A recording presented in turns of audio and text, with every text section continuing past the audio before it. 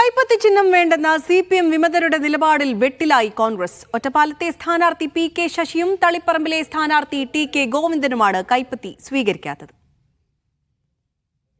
CPM ജില്ലാ secretariat അംഗമായിരുന്ന TK ഗോവിന്ദനെ UDF സ്ഥാനാർത്ഥിയാക്കിയ നേതൃത്വത്തിന്റെ തീരുമാനം താഴെത്തട്ടിലുള്ള പ്രവർത്തകർ ഇതുവരെ ഉൾക്കൊണ്ടിട്ടില്ല. പ്രതിസന്ധി പരിഹരിക്കാനുള്ള നീക്കത്തിന്റെ ഭാഗമായി പാർട്ടി ചിഹ്നം നൽകാമെന്ന വാഗ്ദാനം കോൺഗ്രസ് നേതൃത്വം മുന്നോട്ടുവച്ചു.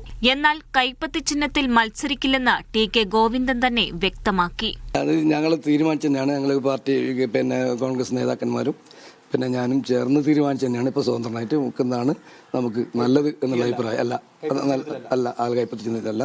ഒറ്റപ്പാലത്തെ UDF സ്ഥാനാർത്ഥി PK ശശിയും സ്വതന്ത്ര ചിഹ്നത്തിൽ മത്സരിക്കാമെന്ന നിലപാടിലാണ്. കോൺഗ്രസിൽ ചേരാനുള്ള ആവശ്യം ശശി വിസമ്മതിച്ചു. കൈപ്പത്തി ചിഹ്നം ഉപയോഗിച്ചുള്ള PK ശശിയുടെ പ്രചാരണ പോസ്റ്ററുകളും ഫ്ലക്സുകളും മണ്ഡലത്തിൽ ഇന്നലെ തന്നെ ഇറങ്ങിയിരുന്നു. അതിനിടെ TK ഗോവിന്ദനെ പിന്തുണയ്ക്കാനുള്ള തീരുമാനത്തിൽ പ്രതിഷേധിച്ച് KPCC അംഗം കൊയ്യം ജനാർദ്ദനൻ സ്വതന്ത്രനായി പത്രിക സമർപ്പിച്ചു.